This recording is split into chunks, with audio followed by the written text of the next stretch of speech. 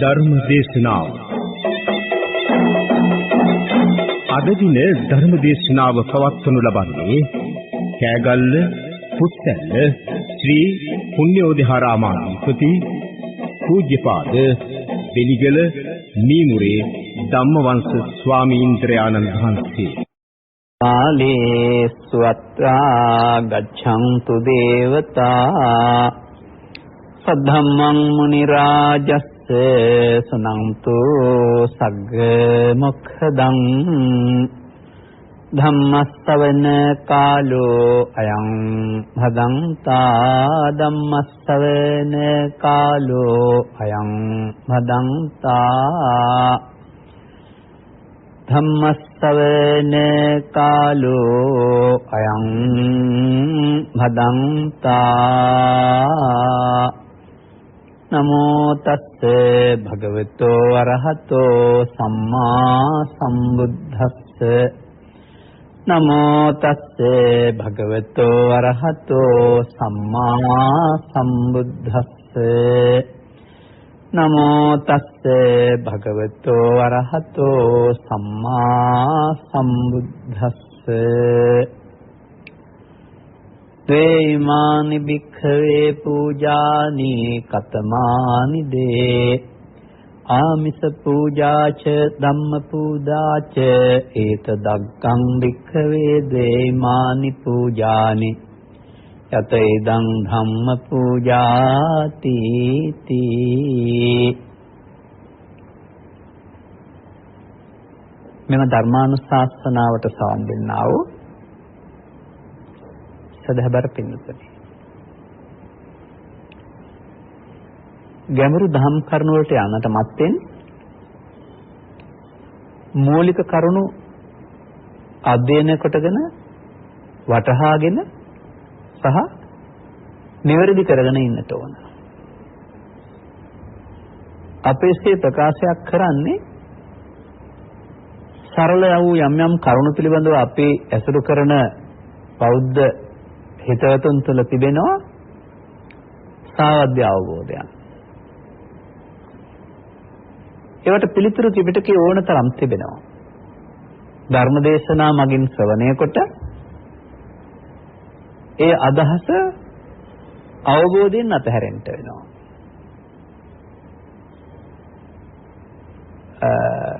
මේ පිළිබඳව තිලෝගුරු බුදු පියාණන් වහන්සේ පැහැදිලි කරලා තිබෙනා වූ ඉගැන්වීම් විවිධාකාරයෙන් සමාජගත වී පවතිනවා.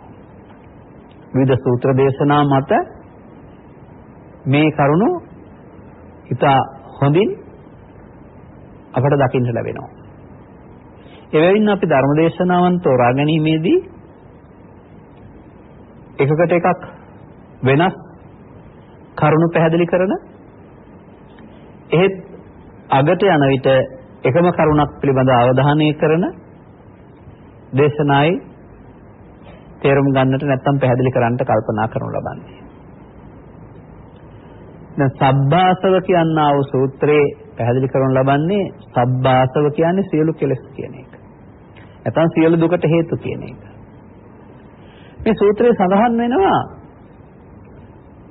ධර්ම ශ්‍රවණය කිරීම තුළිනුත් ඡය වෙන්නා වූ ආශ්‍රව තිබෙනවායි කියලා.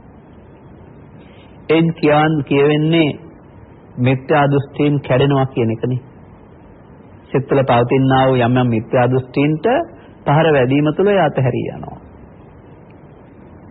අප කල්පනා කළාට මේ සම්මා දෘෂ්ටිය සහ මිත්‍යා දෘෂ්ටිය කියන මේ දෙකෙහි අපි ඉන්නේ සම්මාදිට්ඨිය කියලා. මේකට විවිධ ප්‍රභේද තිබෙනවා. මේ රටේ හෝ ලෝකේ ඉන්න ඕනෑම ආගමක් විශ්වාස කරන එක්කම කතා කරලා බලන්න. ඒ ඕනෑම කෙනෙකුගේ ආකල්පය තමා අදහන දහම තමයි යහපත්, අනිත් ඔක්කොම වැරදි කියන එක. එතකොට හැමදෙනාම මේ අදහසේ ඉන්නවා. බුදු සමයේත් ඒ වගේ බෞද්ධ තෙරුවන් සරණ යාම තුළ අපි සම්මාදිට්ඨිය වෙලා ඉන්නවයි කියලා පොදෙනෙක් කල්පනා කරනවා. ඒ සම්මාදිට්ඨිය තුළ කිසියම් ආකාරයක අනිත් මතයන්ට අනුවගත් කල නිවැරදි මඟක් තිබුණාට ඒ 100%ක්ම නිවැරදි වෙලා නැහැ. ඒ තුලත් පවතිනවා මිත්‍යා දෘෂ්ටියක්. ආර්ය සම්මාදිට්ඨිය සහ දසවස්තුක සම්මාදිට්ඨිය කියන මේ දෙක එකට තබා විවරණය කළොත් වඩාත් නිවැරදි වන්නේ ආර්ය සම්මාදිට්ඨියයි. ඒට දසවස්තුක සම්මාදිට්ඨිය තියෙන දැක්ම ගැඹුර වැරදි. එබැවිනුයි අපේ බෞද්ධ පින්නතුන්ට ධර්ම ශ්‍රවණය කිරීම තුළ ගැඹුරු අවබෝධයක් ලබා ගැනීම සඳහා අවශ්‍ය කරුණු පැහැදිලි කොට කළ යුත්තේ. මේ ධර්ම දේශනාවේදී අප සූත්‍ර දේශනාවක් දෙකක් අරගෙන එකට ගලපනු ලබනවා. එක සූත්‍ර දේශනාවක තිබෙන කරුණු පැහැදිලි කිරීම සඳහා තවත් දේශනාවක් ඒ තුළට ඇතුළත් කරනු ලබනවා. පසුගිය දේශනාවල අනුගමනය කළා වූ මේ ක්‍රමෝපාය මෙම දේශනාව තුළත් මා අනුගමනය කරන්නට උපකල්පනය කරලා තිබෙනවා. අපේ බෞද්ධ සදහැවතුන්ගේ අවධානය යොමු වී තිබෙන කරුණු ගැන අපි කතා කරන විට ඊට අදාළ දෙයක් තමයි බුදු පියාණන් වහන්සේ මේ සූත්‍රයේ දේශනා කරලා තිබෙන්නේ. එදා දේශනා කරලා තිබෙනවා. එදාට වගේම අදටත් ඒ වළංගු භාවයටපත් වෙලා තිබෙන්නේ. ද්වේ ඉමානි භික්ඛවේ පූජානි. අහන්නේ මේ පූජා වර්ග දෙකක් තිබෙනවා. ඛතමානි දේ. මොනවාද මේ දෙක? ආමිස පූජාච ධම්ම පූජාච.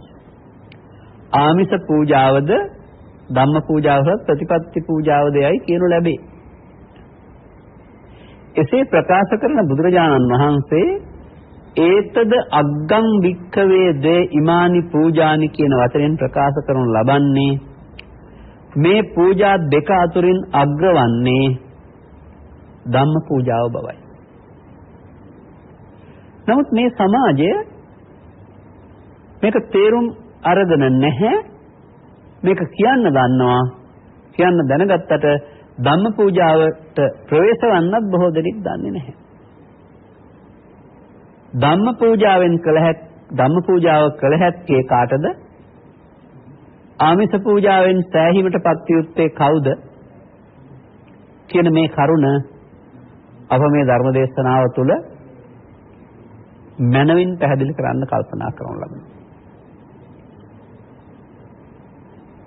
අපිට මේ දේවල් ලෝට හෙළි කළා වූ ශාස්ත්‍රවරයාණන් වහන්සේ වශයෙන් අපි සලකනු ලබන්නේ තිලෝගුරු බුදු පියාණන් වහන්සේ. උන්වහන්සේ වැඩ සිටි කල උන්වහන්සේගේ සරල ජීවිතය රැක ගන්නට එදා හිටිය අය චීවර වලින් ආහාර වලින් ප්‍රතිකාර වලින් රෝගී වූ විට සහ සෙනසුන් නිදි කර දීමෙන් උදව් උපකාර කළා. ශාසනයේ මේ හඳුන්වනු ලබන්නේ සිව්පසය කියලා. එතකොට මේ සිව්පසයෙන් සංග්‍රහ කිරීම කියන කොටස අයිතිවන්නේ මේ ආමිෂ පූජා ගණයට. ඒ වගේම බුදුරජාණන් වහන්සේගේ පුද්ගල සමගැනීමෙන් පසු එතනම 80 වෙනි වියේදී සිදු වුණා වූ ස්කන්ධ පරිනිර්වාණයෙන් පසු ටික කලක් යනතුරු උන්වහන්සේගේ රූපස්ත්‍රිය රූපයකට නැගිය නොහැකි කියන සංකල්පනය දරූ බව සාංචි කැටයම් වල බුදුන් වහන්සේ සංඝයටවත් කර තිබෙන තැන යොදා තිබෙන වජ්‍රාසනය බෝධිය වැනි සංකේත වලින් අපට තේරුම් ගන්න පුළුවන්. ඒත් පසු කාලීනව ප්‍රතිරූප ප්‍රතිමා කියන මේ අනුරුව ඉදිකිරීමේ කාරණාවන් ඉන්දියානු සමාජය තුළ ගන්ධාර මතුරාවති අමරා නම් වූ සම්ප්‍රදායන් ඔස්සේ බිහි වූ බව සඳහන් වෙනවා. මේ පිළිබඳ පවතින පුරාවෘත්තයේදී පවතින ආනන්ද බෝධිය රෝපණය සම්බන්ධයෙන් කතාවේදී බුදුන් වහන්සේ නැති විටම ස්ථානයේ වැඳ පුදා ගන්නට එන අයට වඳින්න පුදන්න මොකක්ද කරන්න ඕන කියන ගැටලුව මතුව බව. අනතුරුව තමයි උන්වහන්සේ උදෙසා වැඳුම් පිදුම් කරන්නට ශාරීරික පාරිභෝගික උද්දේශික නම් වූ චෛත්‍ය ස්ථාන 3ක් නම් කරනු ලබන්නේ. වත්මන් සමාජයේහි අපේ ඕනෑම විහාරස්ථානයකට ගියාම චෛත්‍ය රාජානන් වහන්සේ දකින්න ලැබෙනවා. එහි තිබෙන්නේ ධාතුන් වහන්සේලා නිදන් කොට. තවත් ස්ථානයක බෝධින් වහන්සේ දකින්න ලැබෙනවා. ඒ සංකේතවත් කරනු ලබන්නේ බුද්ධත්වයට පත්වීමේදී සෙවණ දුන්නා වූ ජයශ්‍රී මහා බෝධීන් වහන්සේ. ඒක කිසියම් ආකාරයක සම්බන්ධ අනුශාවක් ශාඛාවක් හෝ නැත්නම් මේ සංකේතවත් කිරීමක් හෝ දාගනු ලබනවා. උන්වහන්සේ සංකේතවත් කිරීම සහ දාගනු ලබන්නේ ප්‍රතිමාව. මේ අවස්ථා තුනට තමයි ශාරීරික පාරිභෝගික උද්දේශක කියලා කියන්නේ. අපේ බෞද්ධ සමාජයේ වැඩිපුර විහාරස්ථාන වලට නොයන අය පවා පොහොය වැනි දිනවලදී සුදු අතින් සැරසී මල් පහන් සෝඳුම් රැගෙන ගොස් මෙම ස්ථානවල වැඳුම් පිදුම් කරලා එනවා. ඇතැම්ම කල්පනා කරනවා එබඳු දෙයක් කළාම ඇති කියලා. මේ බුදුරජාණන් වහන්සේට ගෞරව කිරීම වශයෙන් කරන මේ පූජාවන් පිළිබඳව මහා පරිනිර්වාණ සූත්‍රයේ බුදුන් වහන්සේ සඳහන් කරලා තිබෙන්නේ අපි හිතනවට වඩා ගැඹුරු කරුණක්. අප හිතන්නේ මේ පූජාවන් අප කළේ බුදුරජාණන් වහන්සේට කියලානේ. නමුත් උන්වහන්සේ වදාරනවා උන්වහන්සේගේ සමු ගැනීමට මත් වෙන්නේ වටා සිසාරා පැතිර යනා වූ දිව්‍ය සුගන්ධයක් මල් වර්ෂාවක් හේතු කොටගෙන චක්‍රා වාටයේ දිව්‍යයන් එකතු වී තමා වෙනුවෙන් මෙවඳු සුගන්ධයක් පතුරවන බව සහ මල් වර්ෂාව වස්සන බව සඳහන් කරලා තමා බෝධිධර්ම මූලයේදී පස්මරුන් නැත්තම් දසමරුන් විද බුද්ධත්වයට පත් වූයේ මේවයින් පිදුම් ලැබීමට නොවේ කියලා වදාරනවා. ඒ කරන පූජාවන් මට කරන පූජාවන් නොවේ යයි පහම පරිවාණ සූත්‍රයේ සඳහන් වෙනවා. අපේ බෞද්ධ පින්නතුන්ට රිදෙන්නත් බැරි නැහැම කිව්වා. නමුත් ඉවසීමෙන් කල්පනා කරන්න. ඒදී උන්වහන්සේගේ වචනේ තමයි ආමිසෙන් පුදන්නෝ තොපටම පුදාගනිති කියන එක. කොහොමද මේ තොපටම පුදාගනිති කියලා කියන්නේ? හොඳයි බුදුරජාණන් වහන්සේ වැඩ සිටි සමයේදී උන්වහන්සේට සිවුරක් පූජා කරා නම් පෙරවාවි.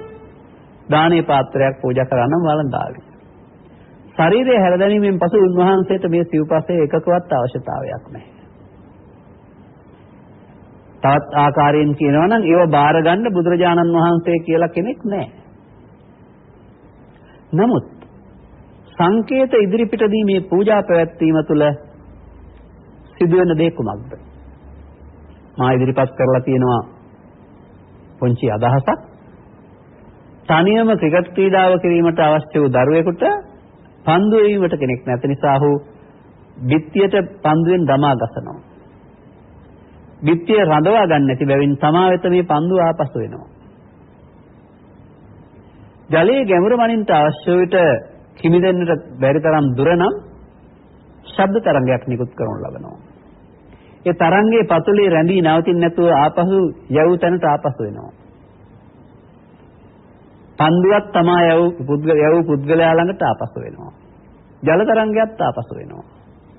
අන්නේ තමයි මේ තොපටම පුදාගනිති කියනකින් පෙන්නන්නේ මේ පූජාවන් පැවැත්වීම තුළ පින් සිදු වෙනවා. පුණ්‍ය විපාකයේ Tamanට මෙලොවදී හෝ පරලොව වශයෙන් ආයු වර්ණ සැපබල සඳහා හිමි වෙනවා. එවිට Tamanටම පුදා ගැනීමක් නෙවෙයිද කරලා තිබෙන්නේ. එහෙත් සද්ධර්මයේ නොපවතින යුගයක සද්ධර්මයේ වැටහෙන්නේ නැති අයට මේ පූජාවන් කිරීම සුදුසුයි කියන වරුණාම වැළැක්වීම යුතු වන්නේ නැහැ. මොකද මේ පූජාව කරන්නට එපායි කියලා බුදුරජාණන් වහන්සේ වදාළා නේද? අග්‍ර නැහැ කියලා දේශනා කරලා තිබෙනවා. එවිට පුහුදුන් කියන භූමිය තුල සිටමින් බුදුරජාණන් වහන්සේගේ නමින් හෝ එහෙම නැත්නම් වර්තමානයේ වැඩ සිටින පූජනීය මහා සංඝරත්නය වෙනුවෙන් හෝ තවත් Taman ගුරුකට සලකන ගුරුවරුන් හෝ මව්පියන් වෙනුවෙන් අපට පුදන්න පුළුවන්. මේ පිළිම කියන එකේ පවතින ගෞරවාර්ථය. දැන් ඔබ වැඩිහිටි නිවාසයකට, ළමා නිවාසයකට ගොස් ආහාර මේ පරිත්‍යාගයන් කරනවා නම් ඒක පූජාවක් වෙන්නේ නැහැනේ. ඒක පුදනවා නෙවෙයි. ඔවුන්ගේ අසරණ භාවයේ සලකා බලා ඔවුන්ට අනුකම්පාවකට දෙනු ලබනවා. එවිට අනුග්‍රහ බුද්ධිය කියන වචනේ පාවිච්චි කරනු ලබන්නේ. ඒකට පූජාවන් කියන ක්‍රියාකලාපය තුළ කරන්නාට කිසියම් ආකාරයක මෙලොව පරලොව වශයෙන් සැප විපාක ලබා දෙන බැවින් ඒ ආමිෂ පූජාවක් යයි සඳහන් කරනු ලබනවා සහ තමාට පුදා ගැනීමක් වශයෙන් විග්‍රහ කරනු ලබනවා. උන්වහන්සේ නොබියව කරන ප්‍රකාශයක් තමයි ප්‍රතිපත්තියෙන් පුදන්නෝ පමණක් මා පුදති. මේක මේ සමාජයේ නොදන්න කෙනෙක් නැහැ. නමුත් ප්‍රතිපත්තියෙන් පිදීම කියන්නේ කුමක්ද? මල් පහන් පූජා කිරීම වගේ දෙයක්ද? මෙන්න මෙතනත් අප මින් පෙර දේශනාවලදී මේ දෙආකාරයක විග්‍රහයක යෙදුනා වගේ මෙයත් මා විග්‍රහ කරන්න කල්පනා කරනු ලබනවා. සාරාංශ කරලා කියනවා නම් ධර්මයේ වැටහෙන කෙනෙකුට ඒ ධර්මයේ සරණ කර ගනිමින් තමන්ගේ චිත්තසංතානයේ පවතිනා වූ දුක්වලට හේතු එකින් එක අවම කර ගනිමින් යනවා නම් ඒට පොතපත සඳහන් කරන්නේ සකල ක්ලේශයන් ප්‍රහීන කරනවායි කියලා. අන්නේ ක්‍රියාව තමයි ප්‍රතිපත්ති පූජාවෙන් බුදුන් පිදීම කියලා ප්‍රකාශ කරලා තිබෙන්නේ. එතකොට ප්‍රතිපත්ති පූජාවෙන් බුදන් පුදන්නට පුහුදුන් අයට පුළුවනිද? මා දකින ආකාරයට පුහුදුන් නැත්තම් පුදග්ජන පුද්ගලයින්ට බුදුරජාණන් වහන්සේ ප්‍රතිපත්ති පූජාවෙන් පුදන්නට බෑ. ප්‍රතිපත්ති පූජාවෙන් පුදන්නට නම් ඔවුන් පුහුදුන් භාවය අතහැර දමා ආර්ය භාවයට පත් විය යුතුයි. ආර්ය භාවයේදී තමයි මේ අර කිව්ව මේ අපි පැහැදිලි කළා වූ ඒ දුක් වලට හේතු තමන්ගේ චිත්තසංතානයෙන් ඉවත් වී යාම සිදුවන්නේ. මෙහිදී බුදුන් හඳුනා ගැනීමත් වටිනවා. අපි කල් වේලා තිබුණොත් බුදුන් හඳුනා ගන්නට උත්සාහ කරමු මේ දේශනාවේ අවසානයේදී. මේ ආමිෂ පූජාච ධම්ම පූජාච කියන මේ කරුණු දෙක විග්‍රහ කිරීමේදී මේ කරුණු දෙකට අදාළ කරුණු ඇතුළත් වෙනත් සූත්‍රයක් මා භාවිතා කරලා තිබෙනවා. මේ සූත්‍රයට කියන්නේ වේලාම සූත්‍රය කියලා. වේලාම කියන්නේ බුදුන් වහන්සේ වදාළ පරිදි නම් උන්වහන්සේගේ පෙර ජීවිතයක අවස්ථාව බමුණෙක් වශයෙන් හිටපු. ඒ සූත්‍ර දේශනාව තුළ පූජා වර්ග ගොඩක් පැහැදිලි කරමින් එනවා.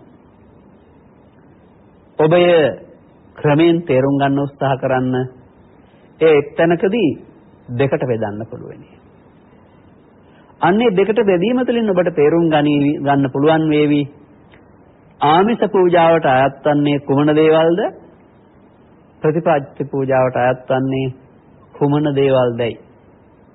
ඒ අතරතුරේ ආමිෂ පූජාවන්ගේ අඩු විපාක වාරයන්ගේ බලය හීන වෙන ආකාරයන් සහ විපාක වාරයන්ද විස්තර කරනු ලබනවා.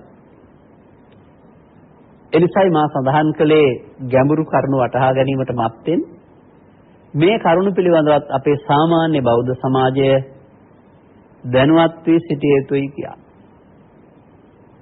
මේක සඳහන් වෙන්නේ මෙහෙමයි. වේලාම නම් වූ බමුණගේ කතාවට ඉස්සර වෙලා බුදුරජාණන් වහන්සේ අනේපිරිසිතුමා සමග කතා කරමින් ඉන්නවා. අනේපිරිසිතුමාගේ කතාවේ තිබෙන්නේ පෙර මනවින් මේ දන්හල් පවත්වමින් දාන පූජාවන් කළ බව සහ පසුව දුගී වීම නිසා ඒවා කිසියම් ආකාරයක අඩපණ වූ බව. මේ නිසා බුදුන් වහන්සේ ඒ අවස්ථාවේ යහන ලුකංචකෝ ගහපති තං දානං දීති. ගෘහපතිය දැනුත්තර ඉස්සර වගේම දානි දෙනවද කියලා. ගෘහපතිතුමා පැහැදිලි කරන්නේ පෙර වගේ ඇල්හාලේ බත් සමග එහෙම දෙන්න නම් පුළුවන් කමක් නැහැ. නමුත් කාඩියුසුදුයි බතී හරි දෙන එක නතර වෙලත් නැහැ කියන එකත් සාධාරණ කරලා තිබෙනවා.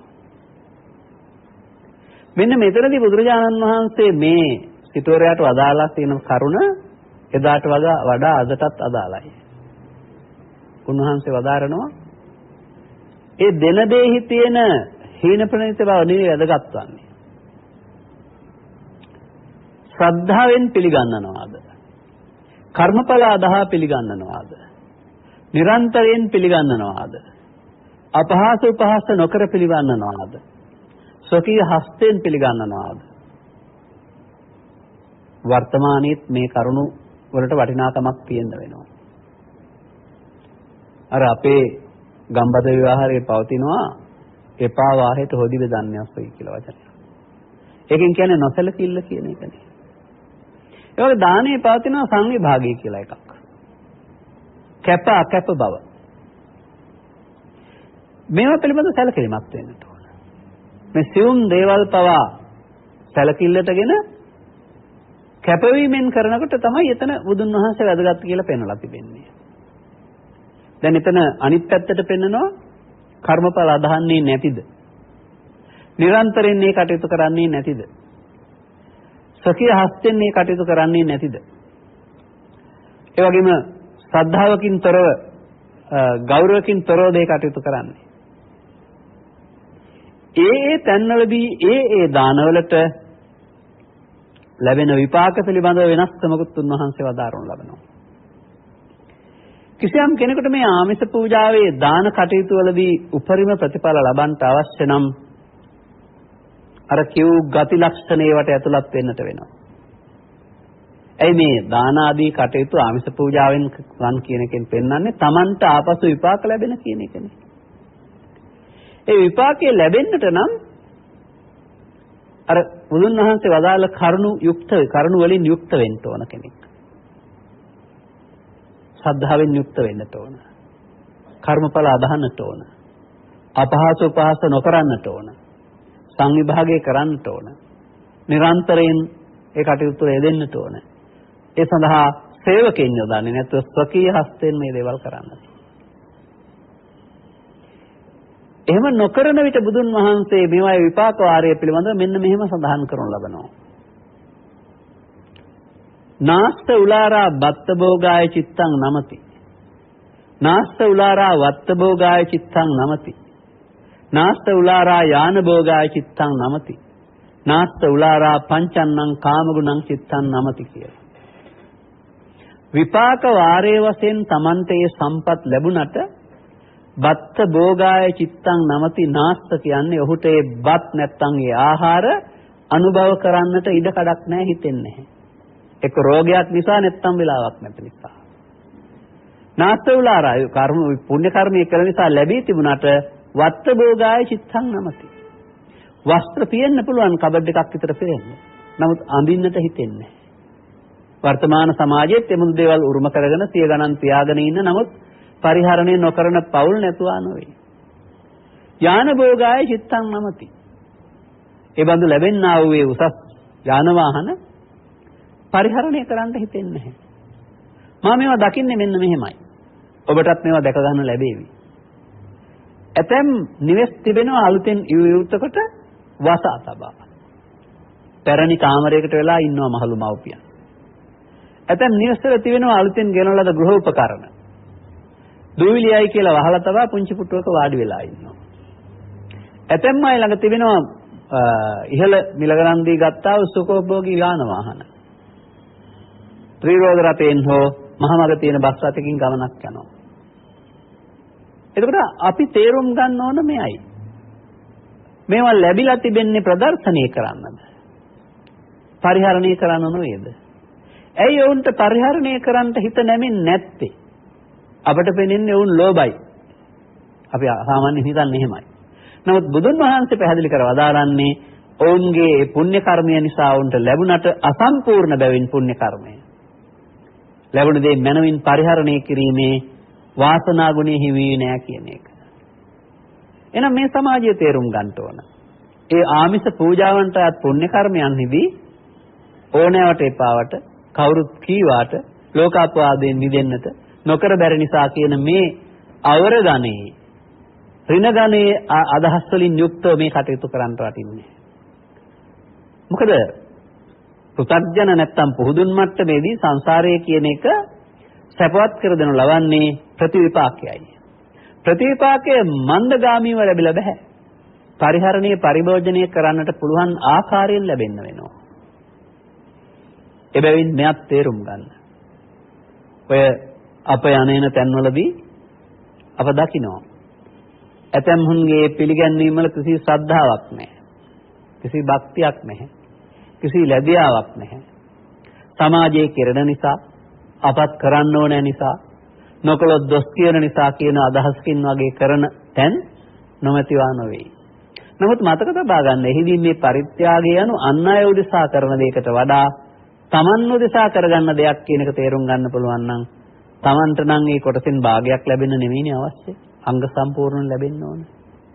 නමුත් අපි දකිනවා මේ සමාජයේ වන්දනාමාන කිරීමේදී පසඟ පිහිටුවා වඳින සමහරට කෙහෙවැටිය බිම තබා වන්දනා කරන බොහොම ශ්‍රද්ධාවෙන් මේ කාරණා කටයුතු කරන පුරුෂ පක්ෂයේ අය, කාන්තා පක්ෂයේ අය, දරුවන් ආදී වශයෙන් එය කිසිදු ආකාරයක නමන්න බැරි කොන්දක් නැති බොහොම හොඳට නම්‍යශීලී කොඳු තිබෙනවා මව්පියන් ඉදිරියේ, පූජ්‍ය පක්ෂයේ ඉදිරියේ, නැත්තම් බුදුන් වහන්සේ ඉදිරියේ.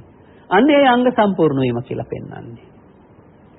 එබැවින් මේ කරුණේදී මෙබඳු දේවල් මනාව කිරීම තුළ විශේෂයෙන් කාන්තා පක්ෂය සම්බන්ධයෙන් ගත්තල මට මතක් වෙන කරුණක් මා ඉදිරිපත් කරන්නම්.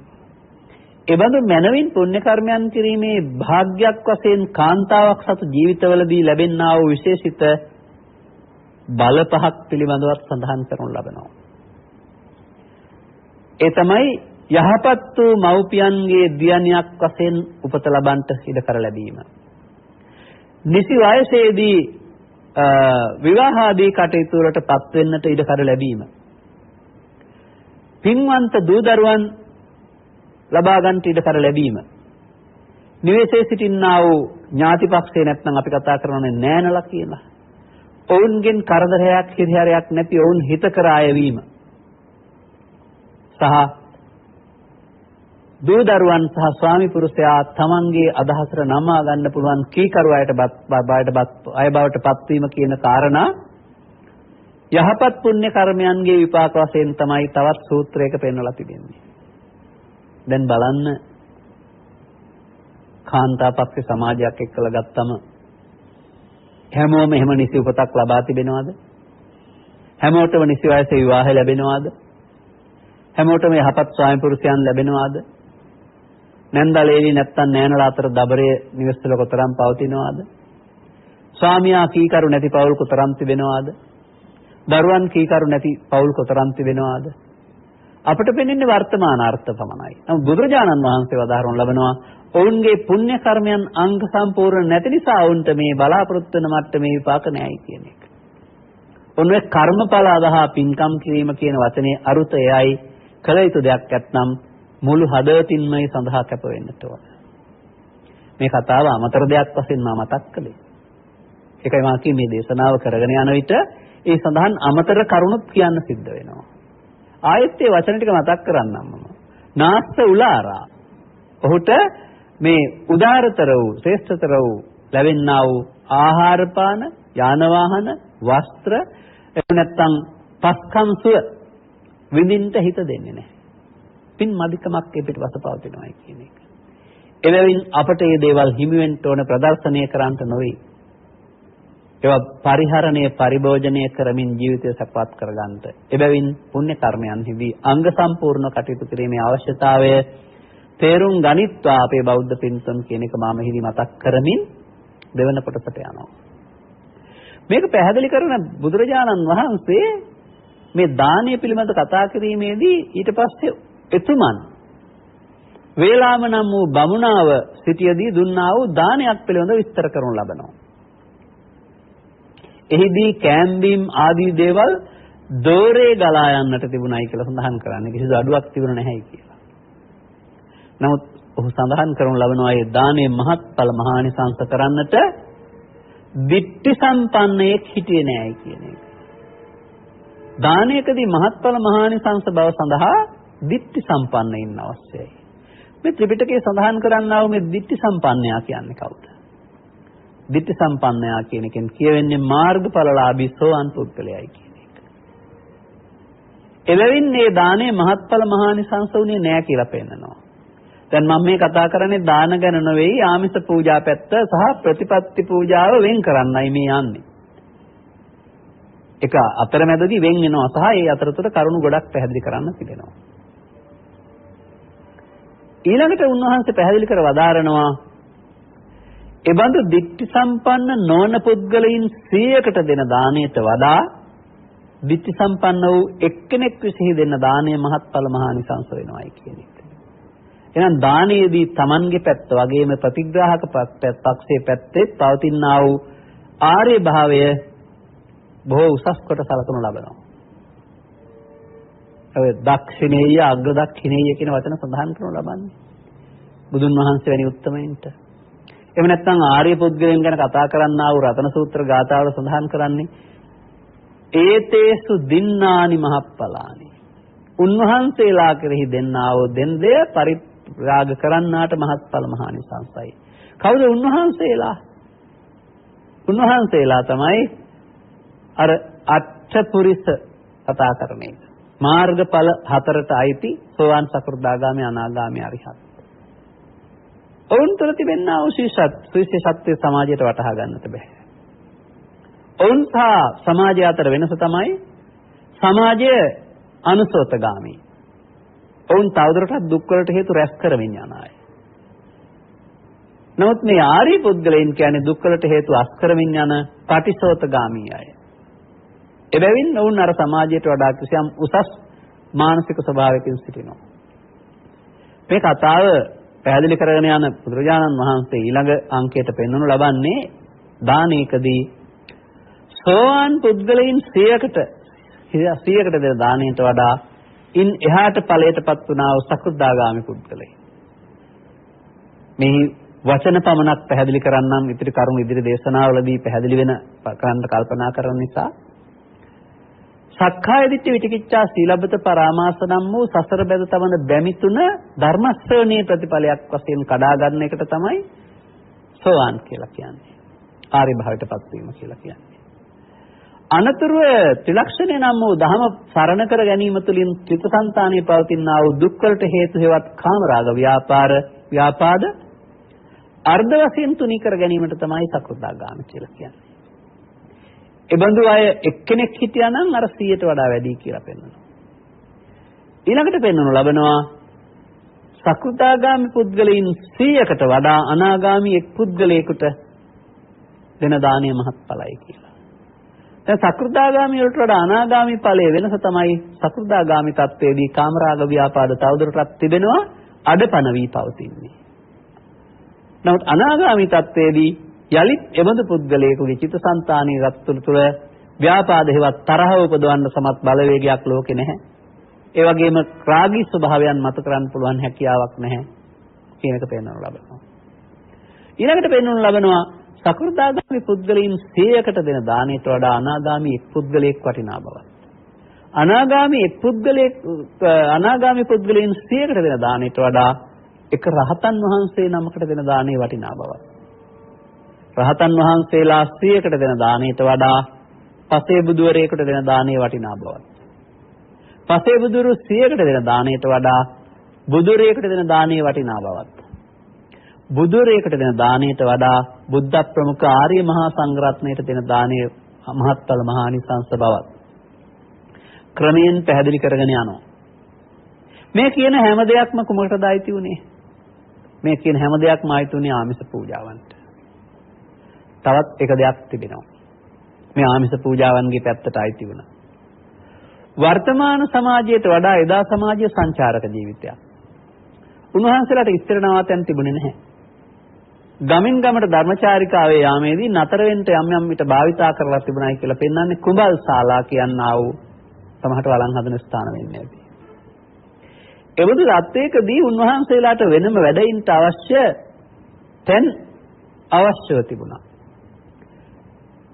මේ සඳහා ශාසනික වශයෙන් භාවිතා වෙන වචනයට කියන්නේ සතර දිසාවෙන් වඩින ආරි මහා සංඝරත්නයට ආවාසයක් සාදා පූජා කිරීම. තවමත් ඒවා අයිති වෙන්නේ පින්කම් නැත්තම් මහ පින්කම් ආමිෂ පූජා ගණයට. වර්තමානයේදීත් එබඳු ආවාස, සක්මන් මලු, වැසකිලි කැසකිලි, ගිමන්ශාලා, පිනිහල් ගෙවල් හෙවත් මුළුතැන් ගෙවල් ආදී කොට ඇති මේ දේවල් ඉදිකිරීම කරනු ලබනවා. එබඳු පූජාවන් තවදුරටත් බුදුන් වහන්සේ හඳුන්වා ලබන්නේ අර ආමිෂ පැත්තේ පූජාවන්. ඒ කියන්නේ එබඳු දේවල් කරන අයට සංසාරික ගමන් මගේදී විපාක වාරයේ හිමි වෙන එක තමයි මේකෙන් පෙන්වන්නේ. Tamanටම පුදා ගැනීම කියන අර්ථය.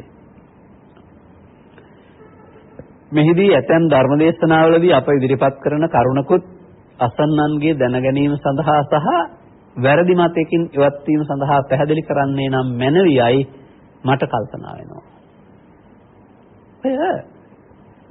පව් කරනවයි කියන අය කවදාවත් මට මේ පව් විපාක දෙන්නයි කියලා ඉල්ලනවද ප්‍රාර්ථනා කරනවද? නැහැ. නමුත් සතර වසනවා නම් පාප කර්මයන්ගේ විපාකයන්ගෙන් ගැලවෙන්නට පුළුවන්ද? යත්තත්ථිතෝ මුංචය්‍ය පාපකම්මා. කෙස්ගසක් තනන්වත් නැහැ කියලා පෙන්නනවා. සමුද්ද මැජ්ජේ මහා මුහුද මැද පබ්බතානං විරම් පවිස්ස පර්වත සිදුරක න විජ්ජතිසෝ జగතිප්පදේශ. ඒ බඳු ප්‍රදේශයක් අහසේ පොළොවේ මහා මුහුදේ කොහෙවත් නැහැ කියලා පෙන්නනවා. එතකොට ප්‍රාර්ථනා කරලාද ඉල්ලලාද දුක් විපාක හමු වෙන්නේ පව් කරන අයට? නැහැ. ඒක කර්ම නියාමයේ ස්වභාවය. එසේනම් අප තේරුම් ගත යුතුයි යහපත් පුණ්‍ය කර්මයන් කිරීමේදී ප්‍රාර්ථනාව ලෝභයට අයිති වෙනවා. නැත්තම් ඉල්ලීම ලෝභයට අයිති වෙනවා. එතකොට පුණ්‍ය කර්මයේ බලය හීන වෙන්න පුළුවන්. ඒක පින් වෙනුවට පව් වෙන්න පුළුවන්. එබැවින් මෙබඳු දේවල් කරන්නා වූ අය මේ ටිකක් දීම තුළ මට හුඟක් ලැබේවා කියන අදහසේ ඉන්න එපා. ඒ පරිත්‍යාගය තුළ Tamanට මේ ලබන්නයි දෙන්නේ කියන අදහසේ ඉන්නත් එපා. මේ පිළිබඳ ලස්සන වචනයට කියන්නේ පරත්තං පටිපජ්ජත කියලා. බුදුන් වහන්සේගේ ඉගැන්වීමක්. කරන දෙයක් නැත්තම් අන් අයගේ යහපත සඳහා කරන්න. කරලා සතුටු වෙන්න.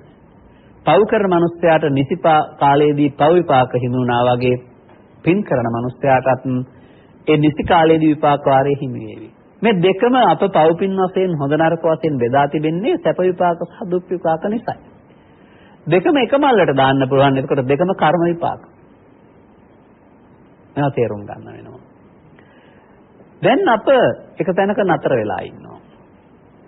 ඒ තමයි මේ වේලාම සූත්‍රයේ ආශ්‍රයෙන් මෙතෙක් ඉදිරිපත් කළා වූ කරුණු සියල්ල අඩංගු වන්නේ අයිති වන්නේ ආමිසමේ ගණේ පූජාවන්ට. පෘථග්ජන භාවයේ සිටමින් ඕනෑම පුද්ගලයෙකුට මේ දේවල් කරන්න පුළුවන්. මෙතනින් එහාට තමයි මේ රහස තව ටිකක් විග්‍රහ කරන්න වෙන්නේ ඉතා හොඳට. ඊළඟට බුදුරජාණන් වහන්සේ වදාරනවා මේ සියලු දේට වඩා මහත්ඵලයි මහානිසංසයි පංචශීලයේ සමාදන් වෙනවා නම් කියලා. තිසරණ සහිත සදහසිතින් තෙරුවන් සරණ යනවා නම්.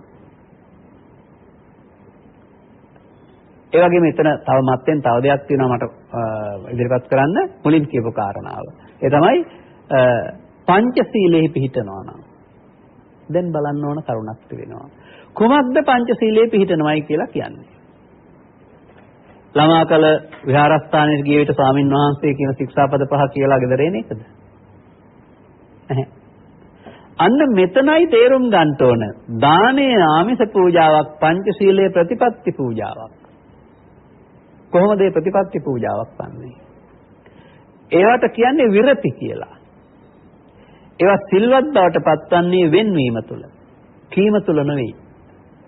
අන්න අපේ සමාජයේ තියෙන අභාග්‍ය තමයි මේවා සීලයේ බවට පත් කරන් තියෙන්නේ කීම තුළ. නිරන්තරයෙන් හැම සභාවාරයක්ම පාසා මේවා කියන්න ආින්න නිසා අලුත් කරගන්න පුළුවන්. කියන එක පව්හෝ කියන එක වැරදි කියන නෙවෙයි මා මේ සෝදානම් වෙන්නේ. විරති කියන එකේ තේරුම වෙන්වීම කියන එක. රති කියන්නේ යෙදෙනවා, විරති කියන්නේ වෙන්වීම. දැන් රමණය සහ විරමණය, වේරමණී කියන වචනේ ඇවිදින් තියෙන විරමණය කියන අර්ථයනේ. ඒ කියන්නේ ප්‍රාණඝාතයෙන් වෙන්වීම. ඔහු වෙන් වෙලා නම් ඔහු ළඟ තියෙන සීලයක් නේද? වේර කියන සූත්‍රයේ පැහැදිලි කරමින් වදාරනවා මේ පස්පවි යමෙක් බැහැර කරන්නේ නම් ਉਹ සමාජයේ වෛර පහකින් මිදෙනවයි කියන එක. අන්න එතකොට එතන කාටවත් පුදුන දෙයක් නෙවෙයි. මේක අයිතිවන්නේ ආමිෂ පූජාවකට නෙවෙයි. ඒ නිසා මෙතනින් එහාට තියෙන කාරණා ගැන සඳහන් කරන්න ඕන. නමුත් මෙහි තේරුම් ගත යුතු කරුණ තමයි සමස්ත සමාජයට නොමිලේ පන්සිල් ලැබෙන නිසා ශික්ෂාපද සමාදානයේ කියවීමක් කරුණාම ඒ වයින් විරතියටපත් වී ජීවත් වෙන අයගේ සංඛ්‍යාව විත අඩුයි නොවේද? ඒ කියන්නේ ආමිෂ පූජාවන්ට ලැබී වුණාට මේ ප්‍රතිපත්ති පූජාව ටිකක් අපහසු බවයි සමාජයේ හිතන්නේ. මෙයත් ඊතරම් විස්තර නොකොට අපි විස්තර කළ යුතු ඊළඟ කරුණකට යමු. පංචශීලයේ පිහිටනවට වඩා උසස් කියන ආනිසංස වශයෙන් සදහසිතින් තෙරුවන් සරණ යාම. දැන් අපි ගනිමු මෙහෙම. ඔබ සවන් දෙන ඔබ හැමදෙනා ලදරු කාලයේදී විහාරස්ථානයට ගොස් දානයේදී හෝ සිල් සමාදන් වීමේදී හෝ ස්වාමින් වහන්සේ කියන ශික්ෂාපද ටික කියවනු ලැබුවා. මෙයයි ඔබගේ තෙරුවන් සහිත සරණ යාම. මේ දානයක් දෙනවට වඩා මහත්ඵල මහානිසංස එකක්ද? කිසිදු අර්ථයක් තේරුම් ගන්න නැතුව අනුන් කියපු වාක්‍යයක් කියන එක නැහැ. හතර විසාවෙන් වඩින පූජනීය මහා සංඝරත්නයට ආවාසයක් කරලා හදනවට වඩා පන්සිල් කියවනේ තෙරුවන් සරණ කියවන එක ආනිසංසදායක වෙන්නේ කොහොමද? මතක තබා ගන්න. ඒ සදහසිතින් තෙරුවන් සරණ යාම නොවේ. එය පරම්පරාවෙන් එන විට අනුන් කියන නිසා කියන්න කියු නිසා සරණ කීම පමණයි. සරණ කීම කියන වචනේ මට මෙතන යෙදුවහම සරණ කර ගැනීම කියන අර්ථය විග්‍රහ කරන්න වෙනත් උදාහරණයක් ගන්න වෙනවා. කෙනෙක් දෙදෙනෙක් නෙවෙයි. වාහන දෙකකට ගොඩ වී දිගු ගමනක් යන්න සූදානම් වෙනවා.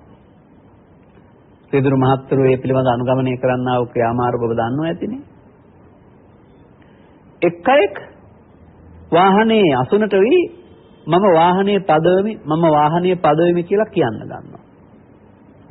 අපි හිතමුකෝ දෙවුන්දර තුඩුවේ ඉඳලා පේදුරුතුරටයි යන්න තියෙන්නේ කියලා.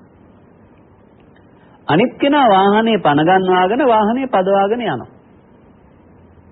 දැන් මේ දෙදෙනාගෙන් ගමනාන්තයට ළඟා වෙන්නේ වාහනේ පදවන කෙනාද පදවෙමි කියන්නාද?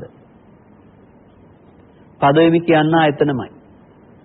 පදවන්නා ප්‍රායෝගික ක්‍රියාකාරමක යෙදෙන බැවින් ගමනාන්තයට ළඟා වෙනවා. තෙරුවන් සරණ යාමේදී ඔබ වාහනේ පදවෙමි කියන්නා ගණේ නොවේද සිටින්නේ? ඔබ කියනවා වරුණාම මේ තෙරුවන් හඳුනාගෙන සරණ කරගෙන තිබෙනවාද? නමුත් තෙරුවන් හඳුනාගත්තොත් අර වාහනේ පැදවීම තුළ ගමනාන්තයට ළඟා වන්නාසේ තෙරුවනේ සරණින් ලබන්න පුළුවන් දෙයක් තිබෙනවා. ඔබ දන්නවාද තෙරුවනේ සරණ කුමක් සඳහාද තිබෙන්නේ කියලා? බුදුන් වහන්සේගේ ධර්ම විකාශනයේ තිබෙනා වැදගත්ම අදහසක් තමයි ඔය අනේ පිළිසිතුමා එහෙමත් නැත්නම් ඔය පුකුසාති වැනි අය කළ ප්‍රකාශයන් පවතිනවා. තෙරුවන් ලෝ පහළ වීම උතුම් දෙයක් කියලා. හැබැයි ඉතින් මෙතන මට වෙනත් අයෙක් සමාජයට ඉදිරිපත් කරපු අදහසක තියෙන ව්‍යාජත්වයක් පෙන්වන්න සිදු වෙනවා. තෙරුවන් නැත්නම් ත්‍රිවිධ රත්නය කියන එක ඉංග්‍රීසියට පරිවර්තනය කිරීමේදී ට්‍රිපල් ජෙම්ස් කරගෙන තිබෙනවා. ජෙම්ස් කියන වචනේ මැණික් නැත්නම් රත්න කියන එකනේ. ට්‍රිපල් ජෙම්ස් ආපහු සිංහලට පරිවර්තනය කිරීමේදී තෙරුවන් කියන්නේ මැණික් ගල් තුනක් කියලා කියන බවට මේ සමාජයේ අහන්න ලැබිලා තිබෙනවා. මෙතන ජෙම්ස් යනුවෙන් නොදනු ලැබුවේ රත්න කියන එකේ තේරුම වටිනාකම අගය කරන්නට බැරි කියන අර්ථය වුණාම මැණික් ගල් කියන එක නෙවෙයි. මතක තියාගන්න. එහෙම මේවා තේරුම් ගත්තේ නැති අයට ඕනතරම් පද නැත්තම් වෙනස්කම් හදන්න පුළුවන්. එතකොට මැණික් ගල් තුනක සරණ කියන එක නෙවෙයි ඒකෙන් පෙන්නන්නේ. මේ ත්‍රිවිධ රත්නය පිළිබඳව පළවෙනි ප්‍රකාශය අපට හමු වෙනවා බිම්සර් රජතුමාගේ සෝවාන් වීමත් සමග. එතුමන් කළ ප්‍රකාශය සඳහන් වෙනවා සසර දුකින් මිදීම සඳහා තෙරුවන් හැර වෙන සරණක් නැත කියලා. එසේනම් තෙරුවන් සරණ කරගත හැක්කේ සසරගත දුකින් මිදීම සඳහායි. අර කුඩා කලුවේ කොලක් කාලා තෙරුවන් සරණ යන කෙනා සසර දුකින් මිදීමට ප්‍රායෝගික ක්‍රියාමාර්ගය යෙදෙනවද? නැහැ. එබැවින් ඔහු ආවහන පදවි කියනවා පමණයි. එනම් තෙරුවන් හඳුනාගෙන සසර දුකින් මිදීම සඳහා භාවිතා කළ යුතුයි. දැන් මෙතන තියෙන තවත් දුර්වලකමකුත් පෙන්වා දුන්නාට වරදක් නැහැ කියලා හිතෙනවා. මේ සසර දුකින් මිදීම සඳහා මිනිසා විසින් භාවිතා කළ යුතු තෙරුවන සරණ කරගන්නා ආකාරය නොදන්නා වූ සමාජයේ මාමින්ම ඔබද මහමග යන විට දකින්නා වූ මෙන්න මේ විප්‍රකාර ගැන සැලකිලිමත් වන්න. මෙම නිවසට තෙරුවන් සරණයි. අලුතින් නිදි කරන දෙමහල් හෝ තෙමහල් මැදුරක බැනරයක් ප්‍රදර්ශනය කරන ලබනවා. මිලදීගත් අලුත් වාහනයක් ඇතුළත මෙම බස් රථයට තෙරුවන් සරණයි. තෙරුවන් සරණ කරගන්නට දන්නේ නැති මිනිසුන් සිටින්නා ලෝකයක රටක බස්වල සහ ගෙවල් වල තමයි තෙරුවන් සරණ තියෙන්නේ. දැන් තෙරුවන් සරණ කරගන්න ඕන සසර දුකින් අත මිදීමට හේවත් නිර්වාණය අවබෝධ කරගන්න. එතකොට බස් වලට නිර්වාණය අවබෝධ කරගන්න පුළුවනිද? අලුතින් හදන ගෙවල් වලට නිර්වාණය අවබෝධ කරගන්න පුළුවනිද? වෙන්න බාලකල තෙරුවන්. තෙරුවන්ගේ අගේ වටහා නොගැනීම තුළ උචිත නැති තැන් වලට මේක යොදාන තිබෙනවා. මතක තබා ගන්න. බස් රථවලට හෝ ගෙවල් වලට පමණක් නොව පෘථග්ජන පුද්ගලයින්ට පවා තෙරුවන් සරණ කරගන්නට තේරෙන්නේ නැහැ. තෙරුවන් සරණ කරගත හැක්කේ ධර්මයේ වටහා ගත්තා වූ ආර්ය පුද්ගලයින් සඳහා පමණයි. එවිට මේ මණික්ගල් තුනක් තරම් පුංචි හීන දෙයක් වෙනවද? නැහැ. සත්‍යය සසර දුකින් මුදවාලන එකම රත්නත්‍රයයි මේ. කොතරම් උසස්යයි හිතෙනවද? අන්න ඔබ ධර්ම ශ්‍රවණය කළ යුත්තේ මේ තෙරුවන් හඳුනා ගැනීමට. අවාසනාවකට සම්මත සමාජයේ මේ තෙරුවන් තිබෙන්නේ විහාරස්ථානයක තුම්පලක. ඒ සම්මුතියට හරි. ඒත් ආරි සත්‍ය වටහා ගන්නා විට මේ තෙරුවන් තිබිය යුත්තේ විහාරස්ථානයක ස්ථාන තුනක නොව ඒ ධර්මයේ තේරුම් ගත්ත පුද්ගලයාගේ හදවත් මැදුරේ කියන එක මා දැනට ප්‍රකාශ කරනවා වැඩි විස්තර ඉදිරියට. ඒ කොහොමද කියලා හොයාගන්න බලමු අපි. අන්න එවිට නෙවෙයිද අර අනිකුත් දානයන්ට වඩා ආනිසංස බලවත් වෙන්නේ සදහැවතින් තෙරුවන් සරණ යාම. මෙහිදී මා කල් වේලා ඇති පමණට කිසියම් කරුණක් දෙකක් විග්‍රහ කරන්න කැමතියි. මේ ප්‍රතිපත්ති පූජාවේ තෙරුවන්ගේ බුද්ධ රත්නය, ධම්ම රත්නය, සංඝ රත්නය කියන මේ දේවල් සාමාන්‍ය සමාජයේ හිතන පරිදි සංකේත නොවේ කියන එක තේරුම් ගන්න. දැන් ඔබට සිදුහත් කුමාරයාට බුදුන් කියූ බව ඔබ අසා නැහැනේ. සිදුහත් රජතුමාට බුදුන් යයි විවාහාර කළ බව ඔබ අසා නැහැනේ. තවස් නොව එපමණක් නොව සිදුහත් තාපසතුමාට පවා බුදුන් යයි ප්‍රකාශ කළේ නැහැ. එසේනම් මෙසක් පුල් පුරදා උදෑසන උන්වහන්සේගේ සිදුනා මේ පරිවර්තනය කුමක්ද? ශාරීරික පරිවර්තනයක්ද? නැහැ. බුද්ධ නම් වූ වචනේ තේරුම අවදි වීම කියන එක. පිබිදෙන තැනැත්තාය කියන එක. අඳුරේ ඉන්න කෙනෙකුට ආලෝකයක් ලැබුණාසේ, නිදාසිත කෙනෙකුට අවදි වුණාම ලෝකය පෙනෙන්නාසේ මේ ලෝක ස්වභාවය අපට පෙනෙන ඇසට එහා ගිය දැක්මකින් දකින්ට ලැබීම තමයි මේ ස්වභාවය. දැන් එවිට පළමු පෙළේදී බුදුන් යනු විහාරස්ථානයේ වැඩ වාසය කරන නැත්නම් විහාරස්ථානයේ පිහිටුවා තිබෙන විහාරය තුළ පවතිනා වූ ප්‍රතිමා වහන්සේයි. ඔබ පියෙක් නම්, ඔබ මවක් නම්, ඔබේ සොරතල් දරුවන් විහාරස්ථානයේ රැගෙන ගොස් හඳුන්වා දෙනු ලබන්නේ අන්න පුතේ බුදුරජාණන් වහන්සේ නැත්නම් බුදුහාමුදුරුවෝ කියලායි. ඒ වැරදිද?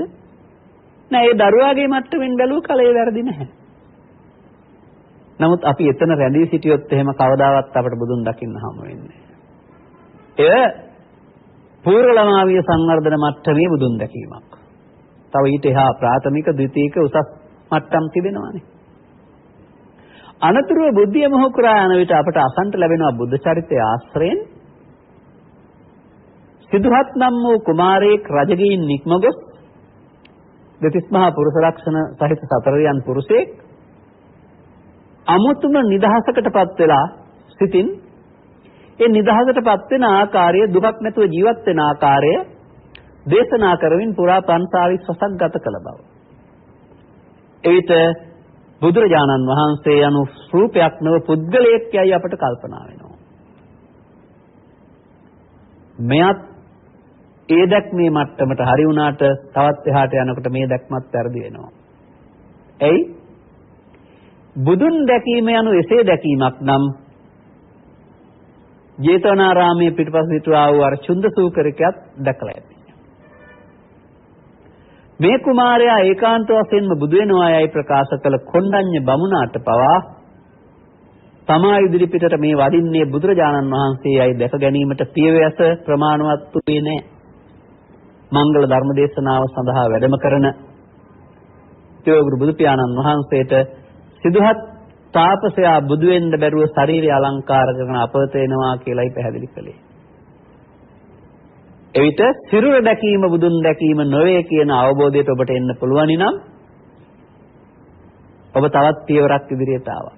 මම ඒ මතක් කළේ ක්‍රමිකව මේ දේශනා ගැඹුරට ගෙනියනවායි කියන එක පිළිබඳව. අනතුරුව යංකින්චි සමුදය ධම්මං සබ්බන්තං නිරෝධනම් ධම්මං වූ ප්‍රකාශයක් ධම්මචක්කප්පවත්තන සූත්‍රයේ තිබෙනවා.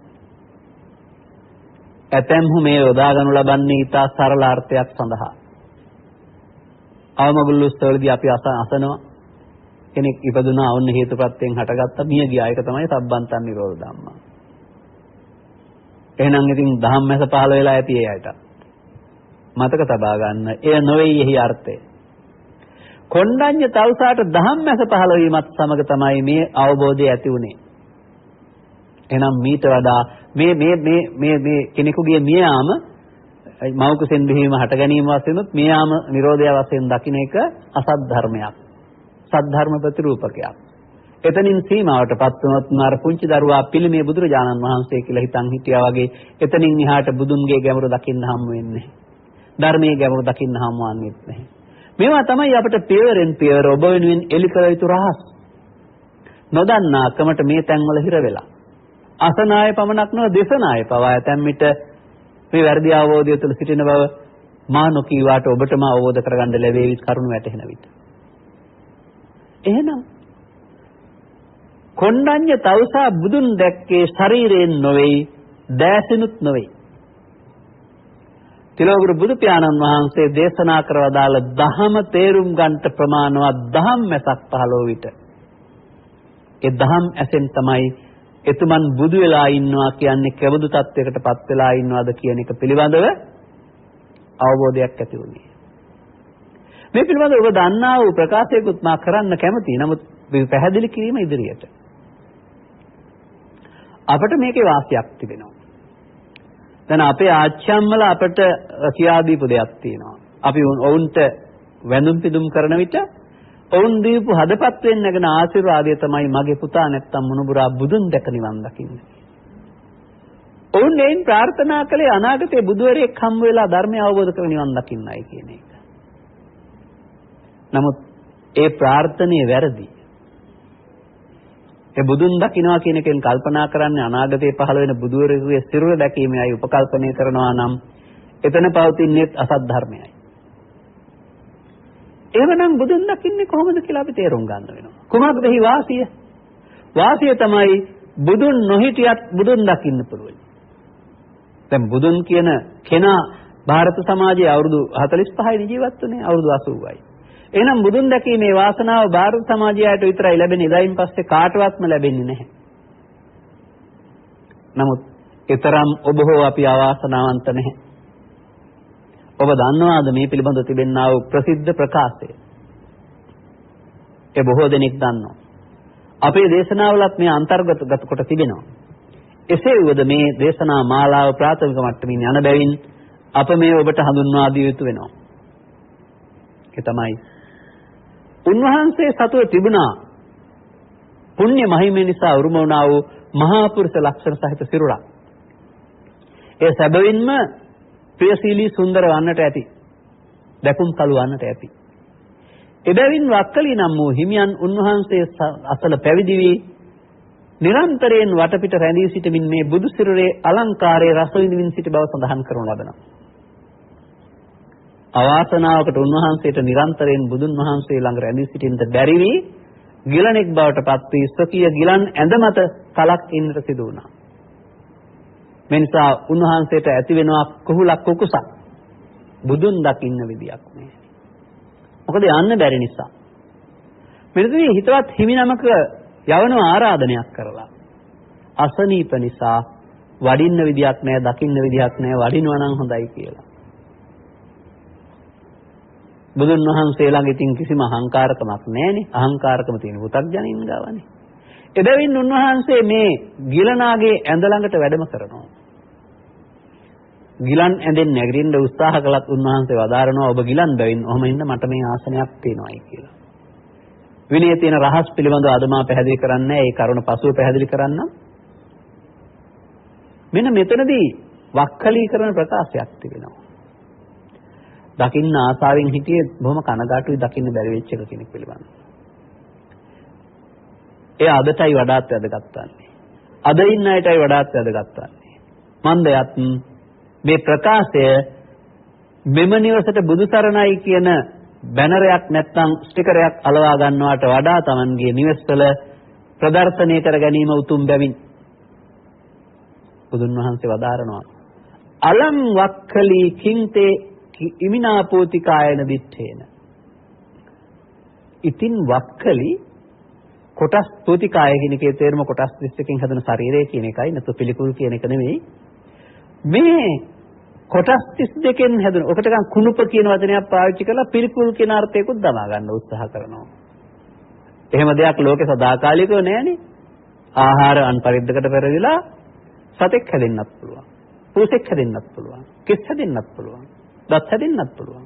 යලි අන්පරිද්දකට පෙරදිලා පොළොවේ පස් බවටපත් වෙන්න පුළුවන්. සදාකාලික එහෙම තියෙන දෙයක් නැහැ නේද? එහෙම දෙයක් තියෙනවායි කියලා නේද පිළිකුල් කරන්න වෙලා තියෙන්නේ. අනවබෝධයේ තරම මම යම් තැන් වලින් පෙන්වන්නේ.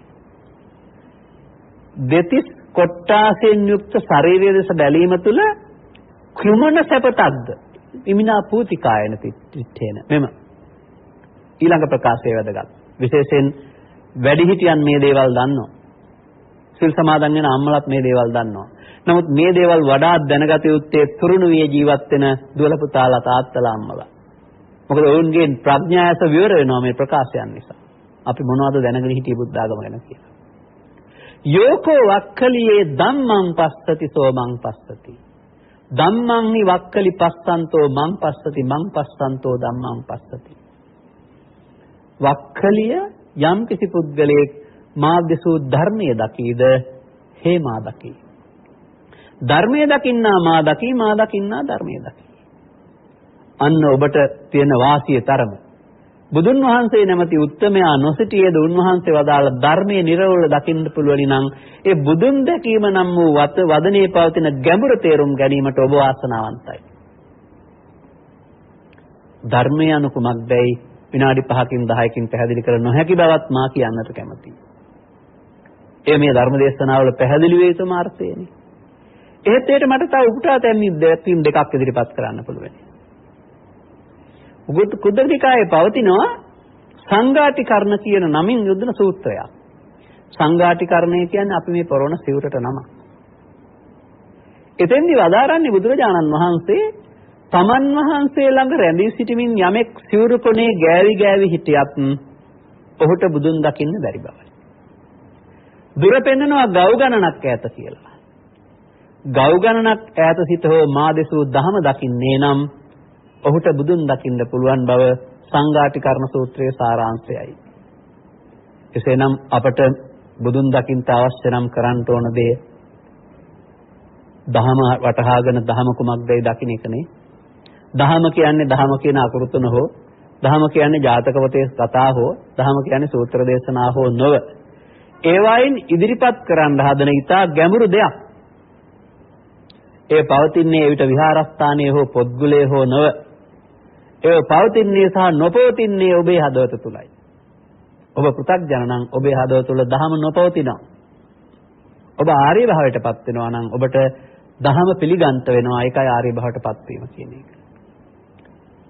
තවත් කරුණක් මම මෙතන ඉදිරිපත් කරන්න කැමතියි.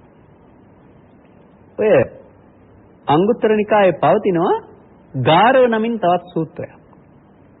ගාරව නම් වූ සූත්‍රයේ අර්ථය ගුරුවරයා තෝරා ගැනීම කියන එකයි. ගුරුවරයා තෝරා ගැනීම කියන මේ ඉගන්වීමේදී උන්වහන්සේ කළ ප්‍රකාශයේ වැදගත්. බුද්ධත්වයට පත් වී ඊට නිර්හංකාරව කල්පනා කරයි කියලා තියෙනවා. ගුරුවරයෙක් නැති කෙනා ආඩම්බර වෙන අහංකාර වෙනවා මටත් ගුරුවරයෙක් ඉන්න ඕනයි කියලා.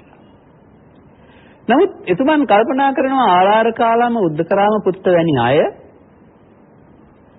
මේ ආර්ය මාර්ගයටපත් වීමට මාර්ගඵල පිළිවිලින් නිවන් ලබා දීමට කළ මෙහෙවරක් නැහැ වෙනත් ධ්‍යාන ලබා දුන්නා. එබැවින් ඔවුන් ගුරුවරු නොවේයි කියලා සැලකූ බව. අනතුරුව උන්වහන්සේ කල්පනා කරනු ලබනවා එසේනම් තමා ගුරුවරයා බවට පත් කරගත යුත්තේ කවුද කියලා. උන්වහන්සේගේ විමර්ශනය යොමුවන්නේ පෙර බුදුවරු මේ සඳහා අනුගමනය කළා වූ ක්‍රියාමාර්ගය දැනගන්නටයි. එවිට උන්වහන්සේට හෙළි වෙනවා සෑම බුදුවරයෙක්ම Tamanගේ ගුරුවරයා බවට පත් කරගත්තේ ධර්මයයි කියන එක. එබැවින් උන්වහන්සේ සිව්වන සතියේදී ධර්මයේ ගුරුතන්තරෙහි තබා ගත්තාය කියන එක ඔබ අසා ඇති. දැන් මෙතනත් වාසියක් තියෙනවා. බුදුරජාණන් වහන්සේ ස්කන්ධ පංචකය අතහැර දමා පිරිනිවන් වැඩියාට බුදුරජාණන් වහන්සේගේ ගුරුවරයා බුද්ධෝත්පාද කාලය තුලම පිරිනිවන් වඩින්නේ නැහැ. ඉතින් ගෝලයට වඩා ගුරුවරයාගේ අසුර ලැබෙන එක කොච්චර හොඳද? ගුරුවරයා කොච්චර දේවල් දන්නවද? අපි සැම එකතු වී බුදුරජාණන් වහන්සේගේ ගුරුවරයා හමු වෙමු. මා මෙහිදී කිසියම් නිහතමානී ප්‍රකාශයක් කරන්න කැමැතියි. බුදුරජාණන් වහන්සේගේ ගුරුවරයා වූයේ ධර්මයයි. මේ ධර්ම දේශනාවන් කරන අපත් මේ දේශනාවට මෙතෙක් දුර ඒම සඳහා ගුරුවරයා බවට පත් කරගත්තේ බුදු පියාණන් වහන්සේ වදාළ ඔය ධර්මයේ නම් වූ සඳහන් වෙන සාරාංශය නැත්නම් ඊට වැදගත් දෙයයි. අපට අපේ මව්පියන් අප මේ මගට ගෙනාවු අය යම් යම් ගුරුපදේශ දෙන්නට ඇති. නමුත් ඊට එහා ගියාපුවම අපෙත් මේ සසර දුකින් මිදීම හමුවේදී අපටත් ගුරුවරයා වන්නේ ධර්මයයි. මෙයින් මා අනාගතයට කියන අනාවැකිය නම් සියලුම ලෝකවාසී බෞද්ධ ජනතාවට මේ සංසාර ගමනින් අත මිදීම සඳහා ගුරුවරයා කොටගත යුත්තේ ධර්මයයි. එවිට එය දැනගෙනද ඔබ ධම්මං සරණං ගච්ඡාමි කියලා තිබෙන්නේ. අන්න එයයි මා ඒක සැහැල්ලුකට දක්වන්නේ. වාහන පදවමි කියනවා විතරයි වාහනේ පැදවීමක් ඒක නැහැ. අන්න පෙරුවන් සරණ කර ගැනීමේදී බුද්ධ රත්නය කොතනද කියලා අපට හොයන්න වෙන්නේ දැන්. ක්‍රමයෙන් අපි ආවා. ප්‍රතිමාවක් නොවේ, ශරීරයක් නොවේ. නම් බුදුන් වහන්සේ සම්බුද්ධත්ව වැනි සූත්‍ර දේශනා කරමින් බුද්ධ ස්වභාවය බුදුන් කොතනදයි දේශනා කොට තිබෙන ආකාරයන් ඉගෙන ගන්න. විග්‍රහ කළ කිරීමට කල් නැති වුණත් ඒ සාරාංශය මා ඉදිරිපත් කරන්න. ත්‍රිපිටකය තුළ පවතිනවා සංයුක්ත කියන නිකායක් කොටසක්. මේ පවතිනවා වග්ග නම් වූ කොටස් දෙකක්. කන්දක වග්ගය, සලායතන වග්ගය කියලා මේවට කියන්නේ. මෙන්න මේ කන්දක වග්ගයේ පවතිනවා සම්බුද්ධ සහ සම්බුද්ධත්ව කියලා සූත්‍ර කීපයක්. පෙරවල බලන්න අවශ්‍ය නැහැ. මෙන්න මේවැයි පද වදාරලා තිබෙන්නේ බුද්ධත්වයේ පිළිබඳ කළ දෙසුම. සම්බුද්ධත්වයේ පිළිබඳ කළ දෙසුම. අන්න බුදුන් වහන්සේ තමන් බුදුන් කීවේ කොතනටදයි මේ සූත්‍රවල පැහැදිලි කරලා තිබෙනවා. ඒ පැහැදිලි කරලා තියෙන දේ දැකීමමයි මේ බෞද්ධ ජනතාවගේ බුදුන් දැකීම බවට පත්විය යුත්තේ. එවිට නේවතාවහං වික්කවේ සදේවකේ ලෝකේ සමාරකේ සබ්‍රහ්මකේ යන ප්‍රකාශයෙන් උන්වහන්සේ සමාජයට ප්‍රකාශ කරලා තිබෙනවා. මහණෙනි, මේ රූප වේදනා සංඥා සංකාර විඥාන කියනා වූ ස්කන්ධ පංචකය හෝ ඊට එන දේවල් තුලට එන දේවල් මම මගේ ආත්මය වශයෙන් දකින තාක්කල් මම ලෝකට සම්මා සම්බුද්ධත්වයේ ප්‍රකට කළේ නැහැ. යම් විටක මට ප්‍රත්‍යක්ෂ වුණාද මේ රූප වේදනා සංඥා සංකාර විඥාන කියන ස්කන්ධ පංචකට එන එකක්වත් කිසිම දෙයක් නේතං මම නේතෝ හමස්මින් නමේසෝ අත්තායන ප්‍රත්‍යක්ෂය ඇති වුණාද එදයි මම ලෝකට සම්මා සම්බුද්ධත්වයේ ප්‍රකට කළේ. කන් දෙකක් නෙවෙයි කන් හතරක් පාවිච්චි කරලා මතක තබා ගන්න. එදත් අදත් ඉදිරියටත් මේ සමාජයට බුදුන් දැකීම යනු පංචස්කන්ධයාගේ අනාත්මය දැකීමයි. ඒ ඔබ තුළින් දකින්න ඕන. මීට වඩා මේ තොරතුරු ඉදිරිපත් නොකරන්නේ කාලය හරස් වෙන බැවින් සහ ඉදිරියට තබන්න ඕන බැවින්. දැන් අපි මේ කතා කරගෙන ආවේ ප්‍රතිපත්ති පූජාවේ තෙරුවන් සරණ යාම තුල කොතරම් ගැඹුරු අරුතක් තියෙනවද කියන එක පෙන්වන්න. ඊතුරු කරුණු දෙකක් මිනිත්තු කීපයකින් පැහැදිලි කරන්න වෙනවා. ධර්මදේශනාව පරිපූර්ණ වෙන්නේ නැහැ නැත්නම්. මීටත් වඩා තවත් දෙයක් පෙන්වනු ලබනවා. ගන්ධෝහන මත්තම්පි මෙත්ත සිත්තම් භාවීය කියලා මේකට කියන්නේ. මීටත් වඩා ආනිසංසයි කියලා පෙන්වනවා සුවදක් විඳින තරම්වත් කාලයක් මෛත්‍රිය වඩනවා නම්. නමුත් මෙතන මෛත්‍රිය වඩනවායි කියලා කියන්නේ තරහව සහ ලෝභය හිතේ තියාගෙන සියලු සත්වයෝ නිදුක් වේවා නිරෝගී වේවා කියලා වාචිකව මන්ත්‍රණය කරනවට මතුරනවට නොවේ.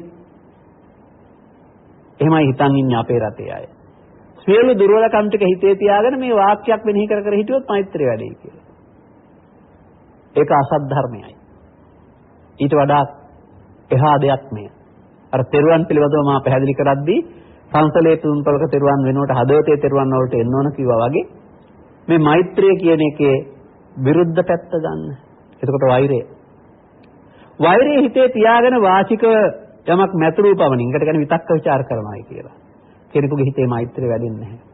වෛරයෙන් ඉවත් වීම හේවත් වෛරය නොකිරීමමයි මෛත්‍රිය කියන්නේ. මෛත්‍රිය කියන්නේ මිත්‍රශීලී බව. කිසිදු ආකාරයක හානියක් විනාශයක් කරන්න හදවත ඉදිරියට දෙන්නේ නැතිකම.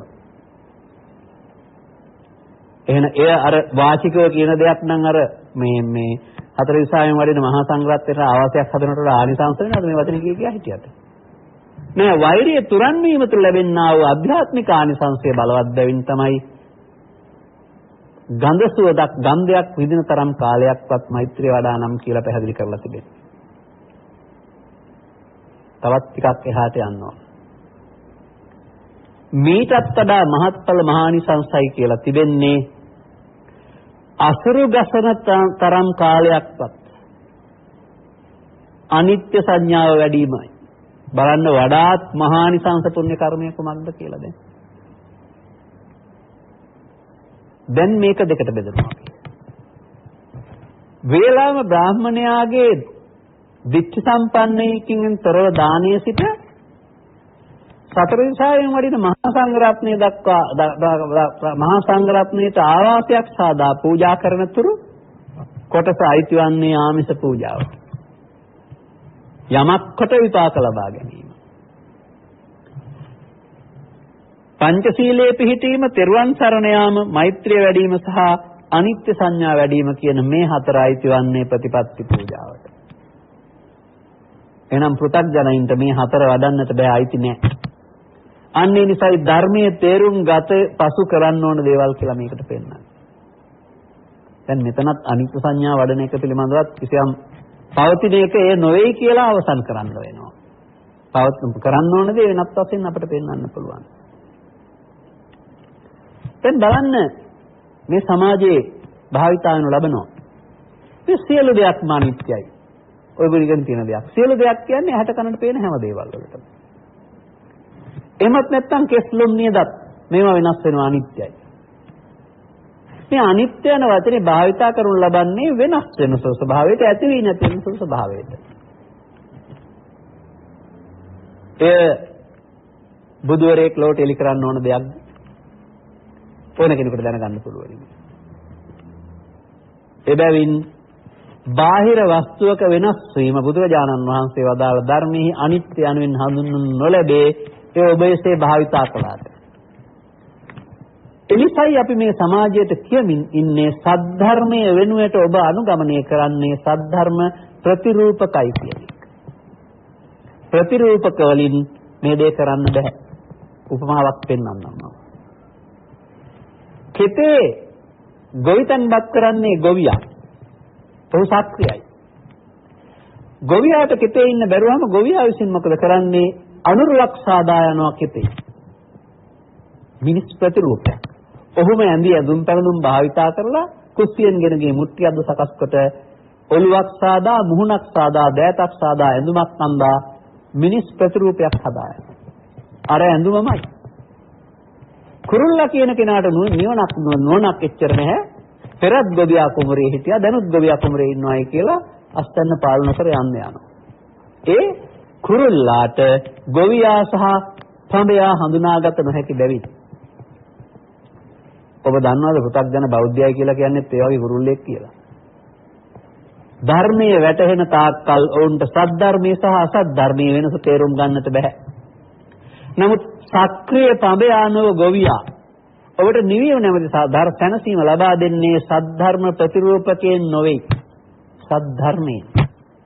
එබැවින් ඔබට කොතරම් මහන්සි විත් මේ සමාජයේ සිල් රැකලා හෝ භාවනා කරලා හෝ මේ නිවීම අත්පත් උනේ නැත්නම් ඔබ අනුගමනය කොට තිබෙන්නේ සද්ධර්ම ප්‍රතිරූපයක්යි වටහා ගැනීමට තරම් ඔබට නුවණ තිබෙනවා නම්